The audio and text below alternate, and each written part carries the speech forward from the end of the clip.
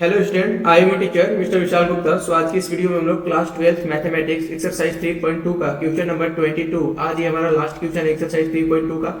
इससे पहले के लेक्चर में हमने इसका लॉन्ग वीडियो और शॉर्ट वीडियो दोनों अपलोड कर दिया है इससे पीछे वाले लेक्चर में, और डिस्क्रिप्शन बॉक्स में तुम्हारा इसका प्लेलिस्ट करके वहां पे मिल जाएगा, lecture by lecture long video वहां पे मिल जाएगा। तो आज के इस वीडियो में यहाँ पे बिना किसी देरी की स्टार्ट करते हैं। सक्सेस साइंस के इस लेक्चर में आप सभी का स्वागत है। देखो बेटा, मैं यहाँ पे तुम लोग को यही सजेशन दूंगा कि अगर पीछे वाले क्वेश्चन इसका नहीं देखे हो तो इसको मत देखो, पहले पिछले वाले 21 को देखो, उसके बाद इसमें एंट्री मारो क्योंकि 21 इसका बेस है। ठीक है, 22 नंबर यहाँ पे देखो क्वेश्चन क्या कर रहा है। यदि n is equal to p, ध्यान देना बेटा, n is equal to p, it means p is equal to n भी हो सकता है और n is equal to p भी हो सकता है तो 7x माइनस 5z की कोटि है। ध्यान दो, 7x माइनस 5z की कोटि पूछा है हमसे। चलो सिंपल करते हैं इसका सॉल्यूशन। तो देखो यहाँ पे दिया क्या है, तो हम देखेंगे sir n is equal to p दिया है, तो एक बार हम n is equal to p रख सकते हैं, उसके बाद एक बार p is equal to n रख सकते हैं, ये दोनों में से हम किसी को भी रख सकते हैं। उसके बाद हमको गिवन क्या है, ठीक है, उसके बाद हमको गिवन है 7x माइनस ऑफ 5z, ठीक है, 7x माइनस ऑफ 5z। अब उसके बाद देखो हमको क्या पूछा है, कोटि पूछा है, तो x की कोटि यहाँ पे लिखेंगे, x की कोटि हमको क्या दिया हुआ, ठीक है, ऐसे बॉक्स में उधर लिख लेना तो अच्छा रहेगा। उसके बाद z की कोटि पूछा है, ठीक है।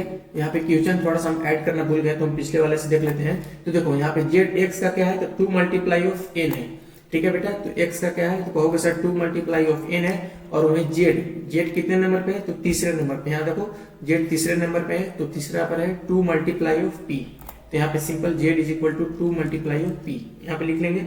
अब उसके बाद देखो बेटा ध्यान रखना है, एक बच्चा यहाँ पे हमेशा कहाँ कंफ्यूज करता है, देखो 2 और जेड में कोई अंतर नहीं होता है, ठीक है। बहुत बच्चा यहाँ पे जेड की तरह ही दो लिख देता है और उसको फिर जेड मान के आगे बनाने लगता है। तो यहाँ पे तक मेरे से भी मिस्टेक होता है कभी कभी, इसलिए कभी भी जेड लिखो ना तो जेड ऐसे लिख के ऐसे घुमा दिया करो, उसके बाद 2 ऐसे लिखो, वैसे तुमको समझने में आसानी होगी, आपकी सुविधा के लिए मैं बोल रहा हूँ।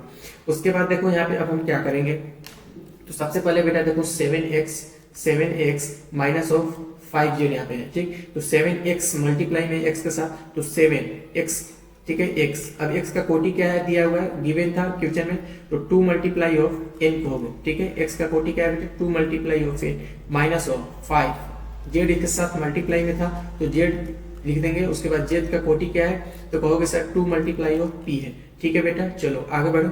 अब उसके बाद देखो एक रूल हमने पढ़ा था, क्या पढ़ा था कि कभी भी दो मैट्रिक्स, दो अवयव का जब या तो प्लस या तो माइनस होता है तो इस किस कंडीशन में पॉसिबल होता है, ये तभी होता है जब दोनों का कोटि, ठीक है, जब दोनों का कोटि एक दूसरे के बराबर हो, ठीक है। कोटि और कोटि बराबर होना चाहिए, प्लस और माइनस का। नहीं समझे, फिर से समझा दे रहा हूं। देखो हमने 21 में एक रूल पढ़ा था, इसलिए मैं बोल रहा हूँ 21 इसका बेस है। हमने क्या पढ़ा था बेटा, कभी भी दो मैट्रिक्स का, ठीक है, दो मैट्रिक्स, तो यहाँ पे एक मैट्रिक्स है ये और एक मैट्रिक्स है ये, ठीक है ना, मैट्रिक्स दोनों। उसके बाद इसका रूल क्या कहता है, कभी भी दो मैट्रिक्स का या तो प्लस या तो माइनस होता है, ठीक है, या तो उसको जोड़ा जाता है या तो फिर घटाया जाता है, तो उन दोनों का जो कोटि होता है वो आपस में बराबर होता है, ठीक है। ध्यान देना, उन दोनों का जो कोटि है वो आपस में बराबर होता है। It means 2 multiply of n is equal to 2 multiply of p, ठीक है बेटा। यहाँ तक समझ गए यहाँ तक। चलो अब उसके बाद देखो 2 से 2 यहाँ से कटा तो n is equal to finally तुम्हारा n is equal to p आया, ठीक है बेटा। अब उसके बाद देखो क्या करेंगे, एक बार हम n is equal to p रख के चलेंगे, तो उसके बाद फिर एक बार हम p is equal to n रख के चलेंगे, तो सिंपल जो मेरा वैल्यू आया है 2 multiply of n is equal to 2 multiply of p, यही आया है। अब उसके बाद हम सबसे पहले यहाँ पे हम n रखेंगे, ठीक है।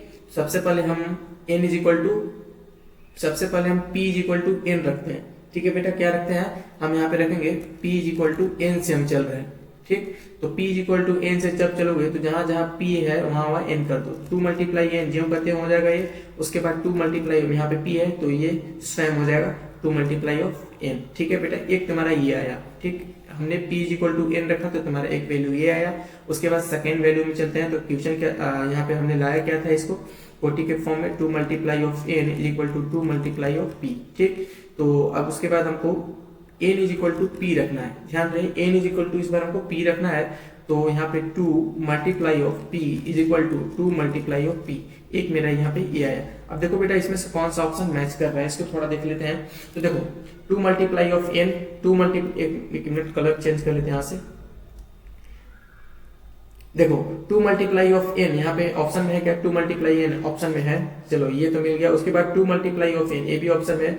2 multiply of P is equal to 2 multiply of P. देखो क्या कहीं ऑप्शन में 2 मल्टीप्लाई ऑफ पी है क्या, नहीं है बेटा। p मल्टीप्लाई ऑफ 2 जरूर दिया है, लेकिन 2 मल्टीप्लाई ऑफ p यहाँ पे तुम्हारा नहीं दिया हुआ है। इट मीन्स हमारा option B is the correct हो जाएगा। देखो यहाँ पे हमने प्रूव कर दिया है, इट मीन्स इसका ऑप्शन बी करेक्ट हो जाएगा बेटा।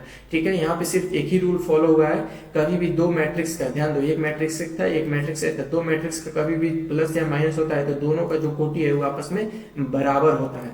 ठीक है, तभी उसका प्लस और माइनस होता है। ठीक है, तो ये इसी रूल का यूज करके हमने यहाँ फाइनली आंसर ला दिया हूँ। सो बेटा आज के इस वीडियो में इतना ही, मिलते हैं बेटा नेक्स्ट वीडियो में। आज हमारा फाइनली 3.2 खत्म हो गया है, आगे के वीडियो में तुम लोग को 3.3 मिलेगा। सो बेटा आज के इस वीडियो में इतना ही, मिलते हैं बेटा नेक्स्ट वीडियो में, तब तक के लिए बाय बाय, टेक केयर।